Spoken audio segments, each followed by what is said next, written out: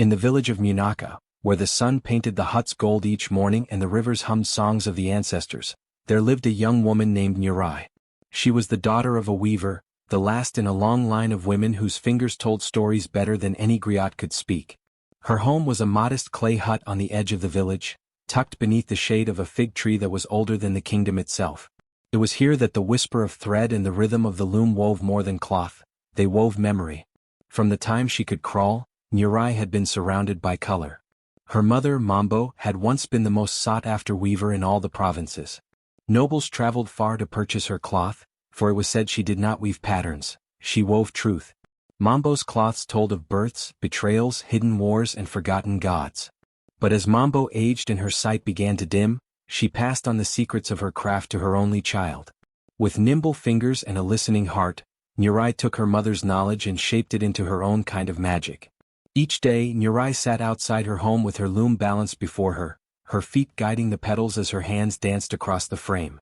She wove with dyed threads of every hue, indigo for morning, ochre for hope, crimson for defiance. But it wasn't only the colors that drew people to her small home.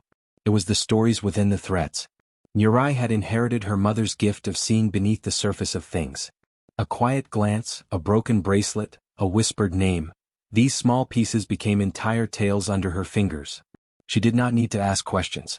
The village came to her with their silences and she made them speak. Children adored her. They gathered at her feet, listening as she told them what the cloth was saying that day. This one, she'd say, showing a half-finished wrap with a swirling pattern, is about the woman who turned into a bird because she loved the sky more than her husband. Laughter would ripple through the crowd, though the elders sometimes frowned. Nurai's stories were bold and she did not soften the truth even for young ears. Though her fame spread through the region, Nurai remained uninvited to royal gatherings. The royal family, especially the queen mother, looked down on those without titles, even the talented. Her cloths were admired but never worn in the palace.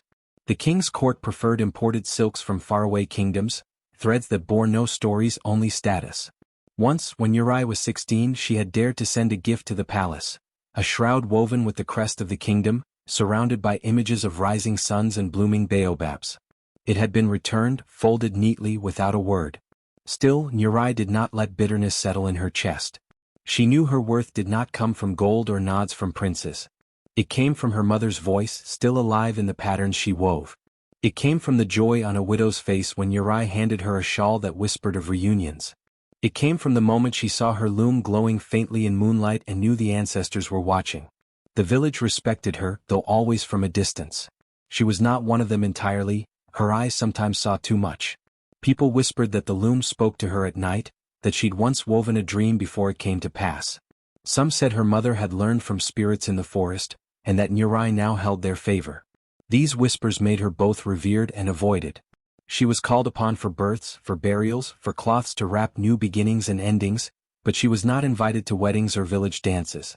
Suitors came and left quickly, their pride bruised by a woman who did not need rescuing, who saw through their smiles like they were threads unraveling. Nurai accepted this solitude like she accepted the seasons, inevitable, sometimes painful, but never without beauty. Her days were filled with work, her nights with dreams. She often dreamed of flames and earth, of voices buried deep in soil, of footsteps in the dark. She would wake with a start, her fingers twitching for the loom before the roosters even crowed. Her mother's loom, now hers, bore the scars of years. A cracked beam, a polished handle, a faint line of ash from a fire long ago. Nurai kept it clean, oiling it with shea butter and singing to it in the old tongue. It was more than a tool, it was a companion, a keeper of secrets, a doorway. She believed that every cloth she wove left behind a part of her, a whisper of who she had been at the time.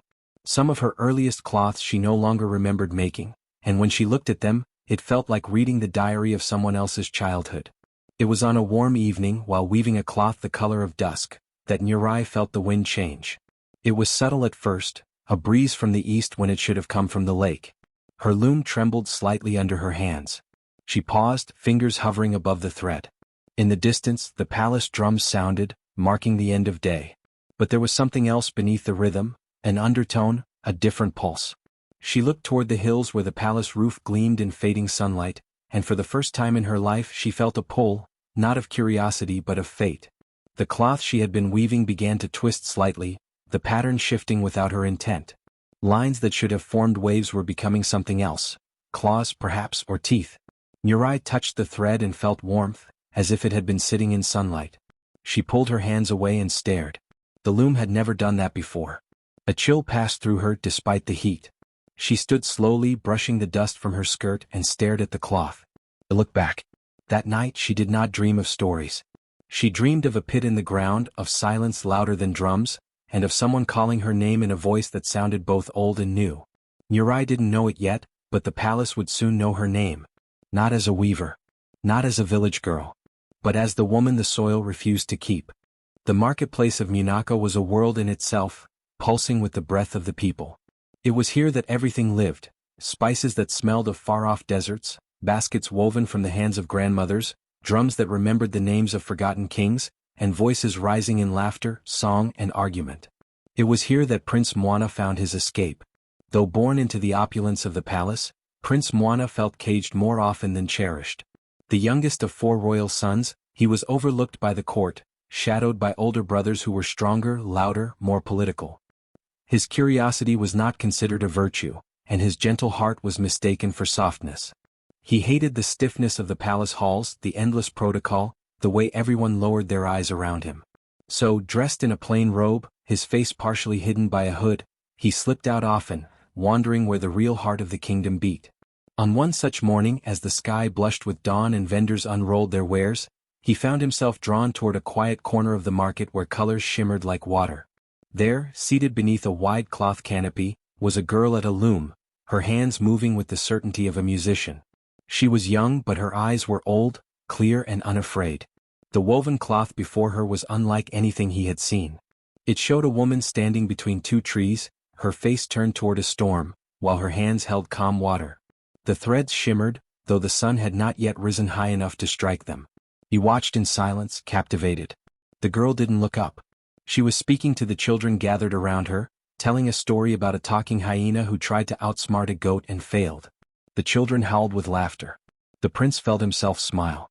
When she finally glanced up and caught him watching, her gaze didn't falter. It rested on him, curious but unimpressed.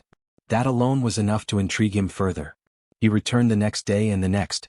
Each time he asked about the weavings. She answered without fear, naming the spirits behind the patterns, the ancestors whose voices guided her hand. He listened more than he spoke, afraid that anything he said would shatter the strange ease between them. She called herself Nurai, and he gave his name simply as Mwa, offering no hint of his lineage. It thrilled him to be seen not as a prince, but as a man. It wasn't long before their conversations lengthened, drifting from fabrics and folklore into dreams and disappointments. Nurai was skeptical at first, but she sensed no cruelty in him. He spoke of gardens behind stone walls, of books hidden in palace libraries, of loneliness in the middle of too many people. She shared her dreams of walking beyond the hills, of finding the voices in her dreams that called from faraway places. Their laughter mingled like old friends reunited. They met in secret, by the river, near the mango grove, behind the abandoned granary where bats nested. He brought her stories of the court, the arrogance of the queen mother, the jealousy among brothers, the ceremonies that masked rot. She told him of her cloths, the ones she never sold because they held dangerous truths. One showed a lion bowing to a bird. Another, a palace sinking into sand. One evening, under the silver eye of the moon, Moana brought her a gift, a comb carved from ivory, its teeth in the shape of crescent moons. From the coast, he said. It reminded me of you. Nurai hesitated before accepting. She ran her fingers along its smooth curve but looked at him sharply. You bring gifts like a man trying to make something invisible, she said. He blinked. What do you mean? You're hiding something. You want to love me in the shadows, but I was not made for darkness. I will not be anyone's secret. Moana looked away. It's not that simple. It is, she said. Either I am worthy of the light you walk in, or I am nothing to you. He sat down beside her, hands clenched. If I tell you who I really am, everything changes. You'll stop laughing with me. You'll start bowing. Nurai shook her head. You think too much of your crown. I would not bow, not because I don't see power in you, but because I see it in myself too. Her words struck him deeper than he expected.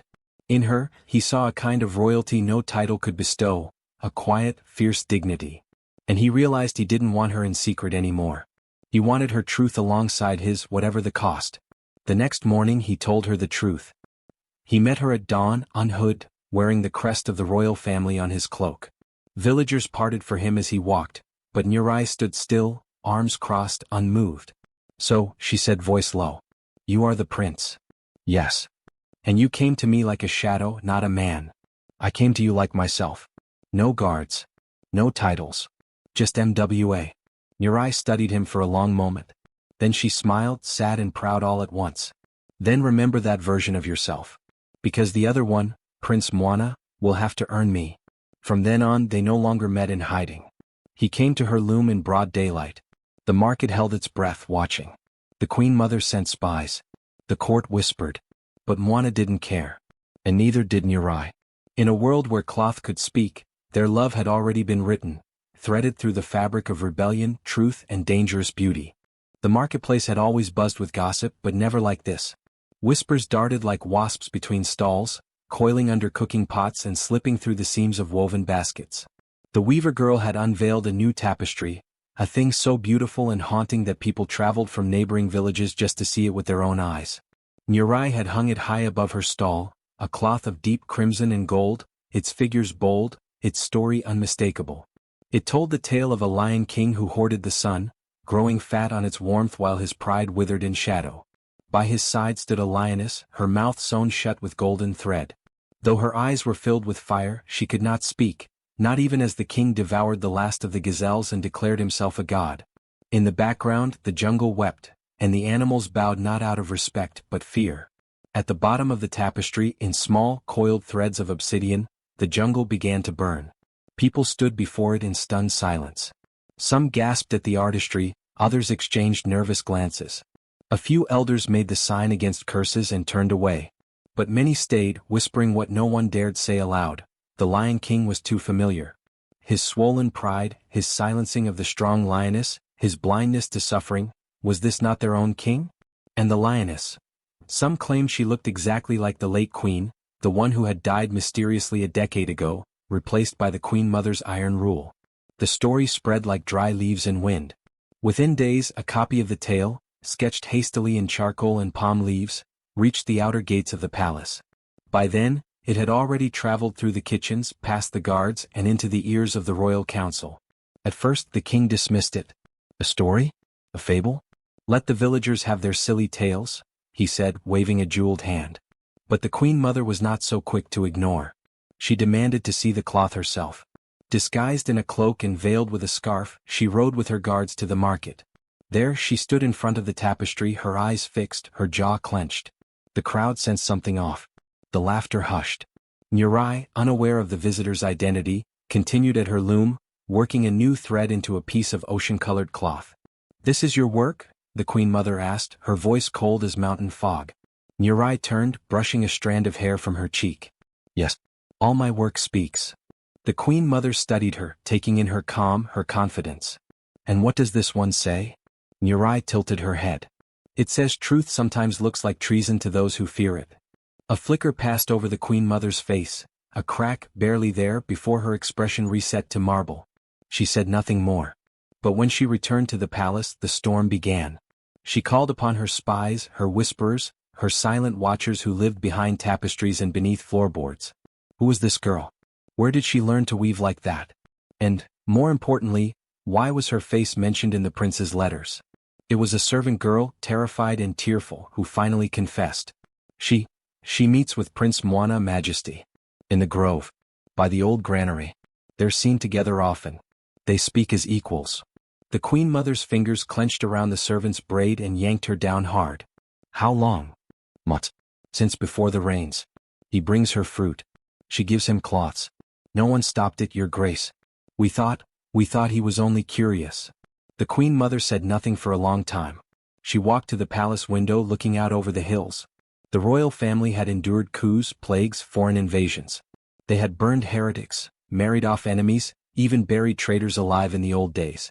But a weaver? A market girl? That such a girl could plant such scandal with thread and story, it was intolerable. She summoned Moana that night. He arrived barefoot, disheveled, as if dragged from a dream. She stood by the fire pit, throwing herbs into the flames, watching the smoke twist into shapes. "You've disgraced your name," she said without turning. You've embarrassed the crown. I've told no one, he said quickly. We met in peace. I love her. The Queen Mother turned to him then. Love? Her voice was sharp enough to slice bone. You're a prince, not a poet. You think love will save you when the people start chanting her name instead of yours. She's just a weaver, he said softly, but the words felt false as soon as they left his mouth. She's not just a weaver, she snapped. She's a prophet. And prophets are dangerous. He tried to defend Nurai, to speak of her heart, her wisdom, her strength, but the Queen Mother silenced him with a single raised hand. If you will not end this, I will, she said. Within the hour the order went out. Nurai's stall was to be watched, her movements tracked, her loom inspected for signs of witchcraft. The tapestry was taken, cut down and brought to the palace under heavy guard. The cloth bled as it was folded, a red thread staining the guard captain's hands. He swore he heard it whisper. And still, Nurai continued weaving, though the eyes around her multiplied. She knew something had shifted. She could feel it in the tension of the threads, in the weight of the loom. The cloth no longer flowed freely, it resisted like it was warning her. But she did not stop. The queen had seen the fire in her hands. And fire, once noticed, is always feared. They came for her at night. No royal summons, no formal decree, just armored men on horses, faces hidden behind cloth, swords tapping against their legs like impatient fingers. Nurai had been weaving a cloth of midnight and wind, a piece she hadn't yet named. The thread slipped from her fingers the moment she heard the hoofbeats. She stood quietly as they dismounted and formed a circle around her hut, as if to trap the air itself. One of them stepped forward with a scroll sealed in wax, but he didn't read it aloud. He only stared at her and said, "By command of the Queen Mother." She didn't resist. She only took one last glance at her loom before they dragged her away. The palace at night was a different beast altogether, its grandeur dimmed by torchlight, its shadows thicker, alive. Nurai walked barefoot through corridors lined with whispering stone. Nobles peeked from behind curtains, their eyes wide with a mix of fear and curiosity. No one offered her a cloak. No one met her gaze. She was led through a side entrance into a darkened chamber lit by a single brazier. Smoke curled from it like a living thing. The royal court had been summoned in haste. The Queen Mother sat at the center, her silhouette sharp and unmoving, like a figure carved into the throne. Behind her stood the high priest, two royal advisors, and a woman known only as the Whispering Judge, so named because no one ever heard her speak, but everyone obeyed her rulings. Nurai stood alone in the center of the room. There was no defense table, no council. Only a circle of stone around her and dozens of watching eyes, hidden beneath official robes and jeweled masks. She did not bow. She did not flinch. The Queen Mother raised her voice, smooth and cold. Nurai, daughter of Mambo the Weaver, you are brought before this court to answer for your crimes. Nurai said nothing. You stand accused of seduction of royal blood, of sorcery and spellcraft, of using forbidden weavings to mock and undermine the divine order of this kingdom. Still she said nothing. One of the advisors stepped forward, holding the lion tapestry in his hands. It had been torn down from its place in the market and now hung limply, its golden thread dulled by dust and blood. This, he said, voice trembling as if even speaking was dangerous, is the work in question.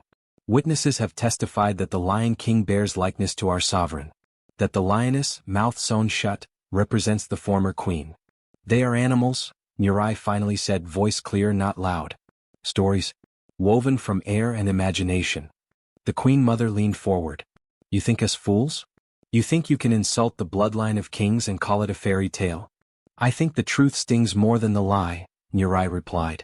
A gasp rippled through the room. The Whispering Judge stepped forward, unfurling a scroll, though she did not speak. The priest chanted softly beside her, waving incense in lazy circles. Your weaving, the Queen Mother continued, has always been curious. Too vivid. Too knowing. You've stirred hearts, provoked unrest. Even the spirits in the palace have become restless. The spirits were never at peace, Nurai answered. They only stopped whispering when you stopped listening. At this, the Queen Mother stood, her face twisting with fury. You seduced my son with your cursed tongue. You wrapped your spells in thread. You planted ideas in him, poison. I showed him how to see, Nurai said. The poison was already in your house. A murmur erupted from the courtiers, quickly silenced by a bang of the priest's staff. The Queen Mother turned to the guards. Burn her tapestries. Every one. That night, the fire pits behind the palace blazed higher than they had in years. Nurai's weavings, years of work, stories of women, ancestors, gods and ghosts, were fed to the flames like kindling. The smoke curled into the sky in strange shapes, twisting like the lion's tail, like the sewn mouth of a bride. Moana tried to enter the chamber but was blocked by the Queen Mother's personal guard. He shouted, pleaded, even threatened, but they stood like stone. He was not permitted to speak at her trial.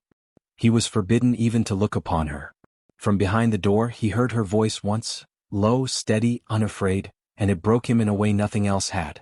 That night he punched the palace walls until his hands bled. In the trial chamber the sentence was passed before dawn. There was no jury, no deliberation. The whispering judge wrote it down in ink the color of ash. For crimes against the crown, the Queen Mother declared, and for corrupting the soul of a prince, Nurai is to be returned to the earth, buried at the Hill of Silence before sunrise. No marker. No prayer. A moment of silence followed. Not a single courtier objected. Not one voice from the village stood to speak. They watched, hollow-eyed and afraid, as Nurai was led away in chains. But as she passed through the hallway once more, she paused before a marble pillar and looked up toward the high window where moonlight streamed through. Her fingers curled slightly, like she was holding invisible thread. The guards pushed her forward. And somewhere in the night, the wind changed direction. By the time the first rooster crowed, a pit had been dug. The soil was dry. The Queen Mother stood above it, satisfied. She believed the story had ended. But the earth had not spoken its last word. The journey to the hill began before the sun rose. The sky was still ink-black, with only a few stubborn stars clinging to its surface. The Queen Mother insisted the burial happen before dawn, before the people awoke, before whispers could spread, before rebellion could root itself in pity. The guards moved quickly, silently, cloaked in the authority of fear. Nurai's hands were bound in front of her with rough hemp, her feet chained just enough to keep her walking but slow. She said nothing and no one spoke to her. They traveled through the forest path leading out of Munaka, taking a route long avoided by villagers. It wound through thick trees and past long-abandoned shrines, toward the Hill of Silence. Once, generations ago, it was a sacred place where earth spirits were said to sleep, giants turned to stone by time, their backs rising into grassy mounds. Farmers no longer tilled the land near it. Children were warned not to play there. And no one ever built a home within sight of it. The elders said it was cursed not because of evil but because of broken promises. As they approached the hill, the first blue light of morning began to stretch across the horizon, painting the world in silence. Mist clung low to the ground. The air smelled of dew, roots and something older, like bones beneath a riverbed. Nurai walked without trembling. Her dress, once vivid with thread, was torn and faded now, but she wore it like armor. Her hair was matted with dust, her skin scratched from the march through the underbrush, but her eyes held a defiance too old for her youth. The Queen Mother waited at the hilltop, wrapped in a cloak of dark green. Her face was unreadable, her voice like wind scraping stone. The spirits of this land demand silence. You have made too much noise. Let the earth hold you until your arrogance dissolves. Behind her stood two royal priests and a man in a mask of bark, an ancient ritualist whose name had long been forgotten. It was he who marked the ground with symbols drawn in white chalk, whispering incantations in a tongue no longer taught. He circled the pit 3 times before motioning for the guards. The hole was already dug. 6 feet deep, rectangular, freshly cut from the soil. The inside walls were damp with morning moisture, and the bottom was strewn with leaves and fine dust. Nurai stood at the edge and looked down. She had seen graves before. She had woven burial cloths, heard the stories of ancestors who went to sleep with seeds and woke as trees. But none of them had gone like this. The priest recited a final prayer in a voice like a wheeze, then stepped back. A guard moved to push her forward, but she raised her hand. "I'll go on my own," she said. Her voice was calm. "Allo." She stepped into the grave slowly, her bare feet sinking into the soft soil. With each step, the ground remembered her. Her weight was not heavy, but it pressed with purpose. When she reached the bottom, she turned and looked up at the pale circle of sky above her. A single crow circled high above the trees, calling once before disappearing into the fog. The Queen Mother did not step forward. She nodded once, and the first shovelful of dirt hit Nurai's feet. The guards worked quickly. They did not look at her face. The soil rained down like thunder muted by time. Her ankles disappeared first, then her legs. Dust rose in little clouds. She did not cry out. When the soil reached her waist, Nurai closed her eyes. She took a breath and began to whisper, not loud, not desperate, but steady. It was the chant her mother used to hum when thunder cracked the sky and the wind wailed like a beast at the door. A song older than their bloodline, a chant given by grandmothers to protect against being forgotten. Tora Asham, Tora Mupenyu, Tora Kubvapazi, Tora Kudzoka. Take me sleeping, take me living, take me from below, take me back again. The words danced from her lips, threading themselves into the air. The guards didn't hear them, too focused, too afraid. But the earth did. The soil covered her chest. Then her neck. Her arms were crossed over her heart. Only her face remained. The light was fading now, not because the sun had gone, but because the dirt was casting its shadow over her eyes. Her final words barely slipped between her lips as the last handful of earth fell. Silence. A weight settled over the pit.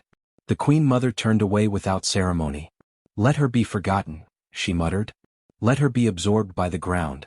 The guards tamped down the soil until it was flat. No marker was placed. No name was spoken. The priests left last, scattering red dust in a circle to seal the curse. By the time the sun crested the treetops, the burial party had vanished, and the hill stood alone again, quiet and unassuming as if nothing had happened. But beneath the soil, the chant lingered like breath held in darkness. And though the body lay still, the earth around her shifted, softened, listened. The hill was supposed to silence her. But something in it had just begun to awaken. At first there was only the weight. A crushing, suffocating silence pressed in from every direction, soil packed tight around her limbs, her ribs, her mouth. It filled her ears, dampened her heartbeat, squeezed against her chest until time seemed to halt. There was no sound, no breath, no motion, only the dark. And then came the pulse. It was faint, like a drumbeat muffled by distance, but steady. It throbbed beneath her spine, as if the very roots of the hill carried a rhythm known only to the dead. Her thoughts floated like smoke in that darkness, disjointed and soft. She had no sense of body, of skin or bone, only a flicker of being, a spark that refused to extinguish. She drifted in the soil, eyes closed though she no longer needed eyes. What she saw came in visions. Not dreams, not memories, something older, deeper. She stood in a vast underground expanse, where roots hung like chandeliers from an earthen ceiling and glowing fungi pulsed with gentle light. The ground beneath her was soft, but her feet left no imprint. A warm wind, though there should have been no wind, passed through her hair. Around her, the walls of the world breathed. She was not alone. The first figure emerged from the mist of the underworld like a shadow made whole. A woman draped in black cloth, her face hidden, her arms covered in bracelets of bone and stone. When she raised her head, her eyes gleamed with sorrow and fire. I was a bride who bled too loudly, she said. They called it bad luck and buried me in silence. She stepped forward and touched Nirai's hand. Her voice entered her skin like smoke slipping into cloth. You will carry my voice now. You will remember me. Then she was gone. Another figure appeared. A girl barely older than Nirai, her skin marked with ash, her mouth sewn shut with silver thread. I knew the queen's secrets, she whispered without lips. So they put me in the river and told the people I ran away. But the water remembers. She pressed a wet kiss to Nirai's forehead. Now you will carry my truth. One by one they came. A mother whose child was taken by the crown to be raised as a servant and never returned. A healer who had cured too many and was accused of sorcery. A dancer whose movements stirred the prince's heart, and so her legs were broken. They formed a circle around Nirai, and with each touch, each gift of memory, her spirit thickened, her form sharpened. She began to feel again, fingers, skin, heat. You are not dead, one said. You are between. You are not buried, said another. You are planted. The soil does not keep what was never meant to die. The chant echoed through the rootlit chamber, rising into a rhythm that swelled with every breath. Nirai felt the threads of their pain, their power, weaving into her like thread into tapestry. Each story stitched a new pattern onto her soul, ancient and unfinished. She saw visions through their eyes, palaces built on graves, thrones soaked in the tears of women, lullabies turned to screams behind closed doors. And yet she also saw resistance. Hands grasping hands in the dark, words etched into walls, songs whispered into the ears of children. In the spirit realm, Nirai wept, not from fear but from recognition. These were not ghosts. They were memory made flesh, injustice refused to rot, voices carved into the roots of the world so they could never be forgotten. You must return, one voice said. The queen thinks she silenced you. But she only opened the gate. She buried a weaver, said another, her voice crackling like fire. But the soil will return a storm. Then the mist began to shift. The spirit women stepped back, forming a path between the roots. You will go back with our voices in your chest, said the first one. With our eyes in your gaze. With our fury in your hands. Nurai stepped forward, her body humming with the weight of centuries. Her feet touched the floor, solid now, no longer floating, and the ground quivered. She could feel the layers of the world pressing above her, but they no longer felt like a tomb. They felt like skin, thin and ready to split. A thread unspooled from her fingers. It was not cloth. It was light, gold and black, alive and moving like a snake through grass. It pierced the ceiling above her, and the soil trembled. In the living world, the hill of silence began to crack. Birds startled from trees. The ground let out a sigh that sounded almost like breath. Villagers nearby looked toward the hill with dread and awe. And underground, Nurai looked up, her eyes glowing with the light of all who came before her. I am not done, she said. The roots around her twisted and parted. And the earth at last began to open. The night was thick with silence, the kind that pressed against the ribs and made the air feel too heavy to breathe. No stars broke through the clouds, no wind stirred the leaves. Even the owls, those messengers of midnight, refused to call.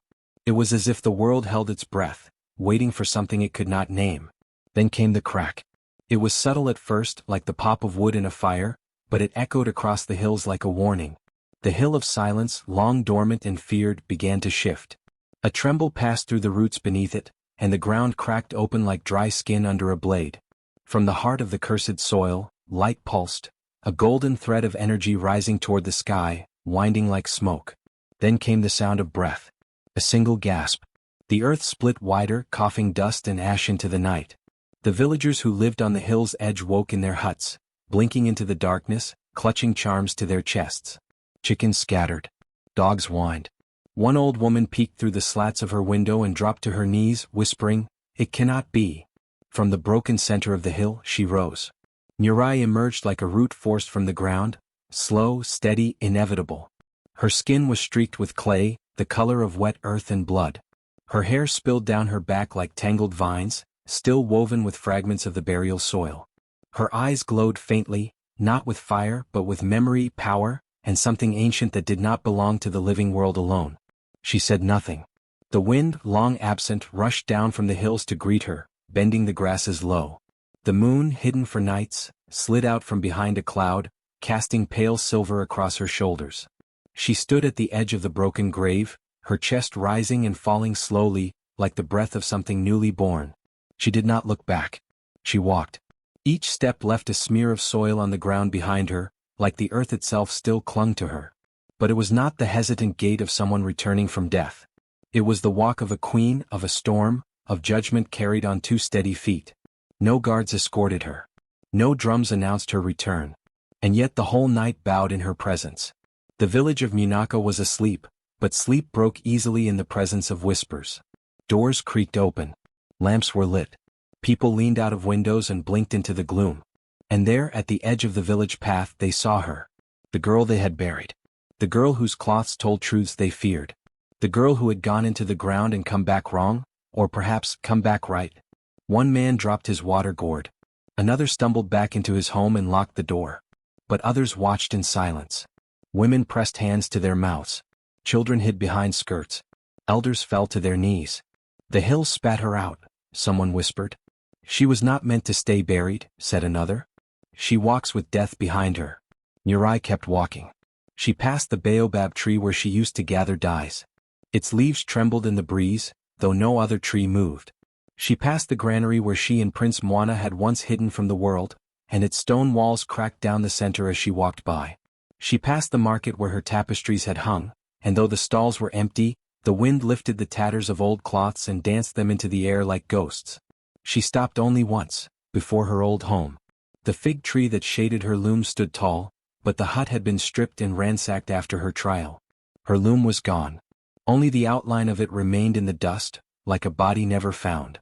She crouched, pressing her fingers to the earth. For a moment, the clay glowed beneath her hand. Then she rose again and turned toward the palace. There was no fear in her face, only knowing.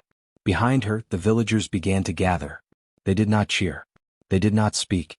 But they followed, barefoot, quiet, drawn like moths to flame.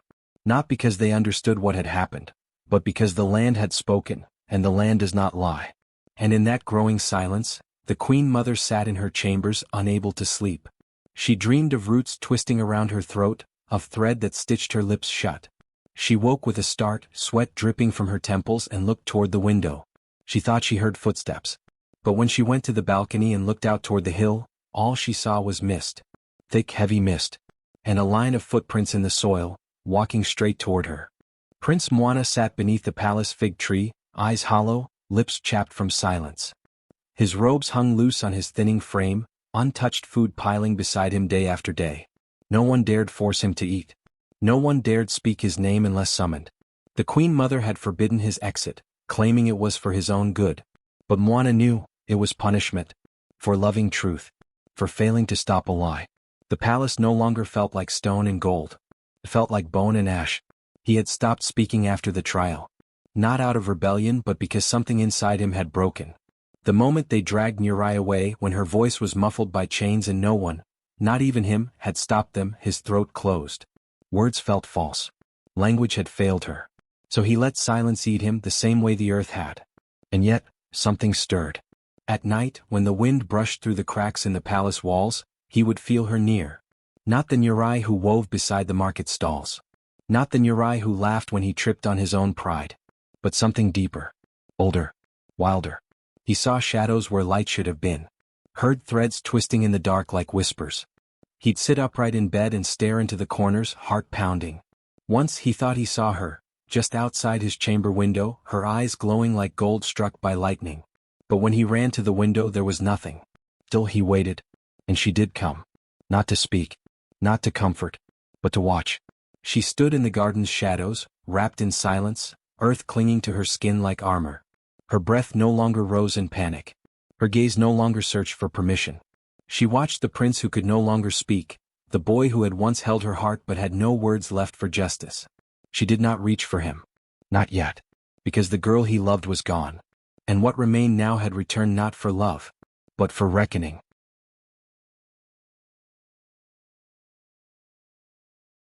The Queen Mother had not slept in days. Her chambers, once perfumed and silken, now smelled of damp soil and rot. Every candle she lit sputtered out. Her throne room echoed with whispers, none of which came from mouths she could see. Even her reflection had turned against her. When she looked into the grand silver mirror, it showed her not as she was, but as something older, twisted, hollowed by years of cruelty. Her lips cracked from muttering counterspells. Her hands trembled beneath jeweled rings that felt too heavy now. She had tried everything. She had summoned priests who fled screaming. She had ordered salt scattered across every threshold, only for the earth to reject it, spitting it back up like bile. She had tried to pray, but her voice faltered at the name of the gods. Because deep down she knew. It wasn't gods who had come for her. It was the dead. It was the truth. It was her.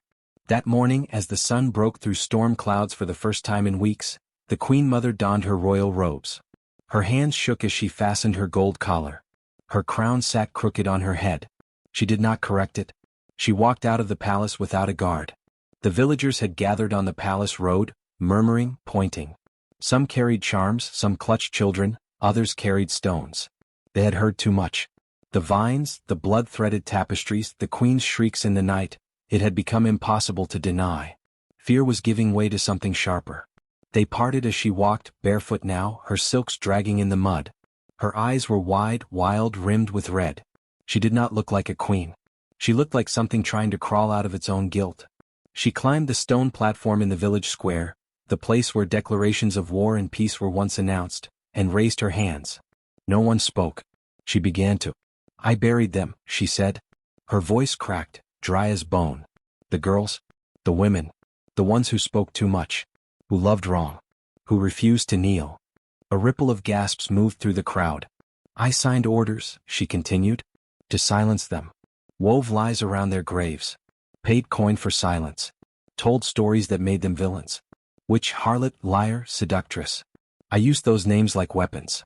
Tears slid down her powdered cheeks, washing away decades of masks. I feared their voices, she whispered. Feared what they saw in me. Feared that one day, the truth would climb out of the earth and look me in the eyes. She looked up, then, across the crowd, across the village and into the misted forest path beyond. Nurai stood there. Not hidden. Not shouting. Just watching. Her eyes glowed faintly. Her body stood still, yet something vast moved behind her. Shadows of women. Of weavers. Of the wrongly buried. Their shapes flickered like heat waves, but their presence was unmistakable. The villagers followed the Queen Mother's gaze. And when they saw Nurai they did not scream. They did not flee. They stepped forward. A young woman with a scar on her brow dropped her basket and took a step. An old man who had once laughed at Nurai's stories now wept openly. A mother pulled her daughter close and whispered, "That's her. That's the girl they buried." But she was not a girl anymore. The Queen Mother collapsed to her knees. "I was trying to protect the crown," she sobbed. "The kingdom. The old ways. I thought if I let them speak, everything would fall apart." Nurai stepped forward, slow and silent. The crowd moved to make space for her, not out of fear but reverence. The Queen Mother reached out a trembling hand. "Please, tell them it was all for peace. That I had no choice." Nurai did not take her hand. She looked down at the trembling woman, the one who had stolen her future and buried it in silence. And then she turned, facing the crowd instead. Her voice was quiet but carried like thunder. "You heard her. A beat of silence. You know now what was hidden. You know the names of those erased. You know what the crown has fed on." She did not command. She did not lead. But the people moved anyway. Not with fire. But with decision. One by one they turned from the Queen Mother. Some spat at her feet. Others walked past her and toward the palace, not to destroy it, but to reclaim what had always been theirs, the right to speak, to question, to remember.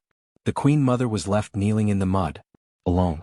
Behind her, the palace loomed no longer as a fortress but a relic. Its gold dulled. Its shadow stretched long. Justice no longer waited for kings. It rose, slow and patient, from the soil. After the confession, after the crowd turned and the palace trembled under the weight of truth, Nurai was seen walking into the forest barefoot, her back straight, her hair wild, the earth still clinging to her skin like a second soul. She did not look back. No crown followed her, no title, no army. Only silence, and the scent of rain that hadn't yet fallen. She vanished beyond the last fig tree, past the thorn vines that now grew untamed across the palace walls. Some said the forest parted for her. Others said the spirits of the buried walked beside her, unseen but never absent. She was not found again, not in body. But her presence only grew. Children whispered of a woman who could make trees bend to whisper their secrets. Hunters claimed to see her in the mist, speaking with birds and shadows. Forgotten children, those abandoned by war, by hunger, by royal decree, were said to find her and never cry again. She gave them new names. Let them write their stories on bark and clay. Taught them how to disappear when the world stopped listening. Mothers began to teach her chants. Lines once muttered by firelight now danced from the mouths of daughters. Protection prayers, songs that turned pain into thread, thread into story, story into strength. Her name was no longer forbidden, it became sacred. Nurai, the one who returned. The Earthborn. Villagers carved her likeness into stone, not on altars but on doorposts. Not to worship but to remember. To remind. That silence is not peace. That truth does not stay buried. That the soil watches everything. The Queen Mother's throne was eventually stripped and burned. The palace reopened but never with the same power. Every ruler after was measured by the soil. And in the far hills, where roots ran deeper than memory, children with mud-streaked cheeks whispered bedtime stories of a weaver girl who had died once, but did not stay dead. Who carried the voices of the erased. Who walked barefoot into the wild and made the earth rise with her. Nurai became both myth and warning. Not a ghost. Not a queen. But a seed that refused to rot.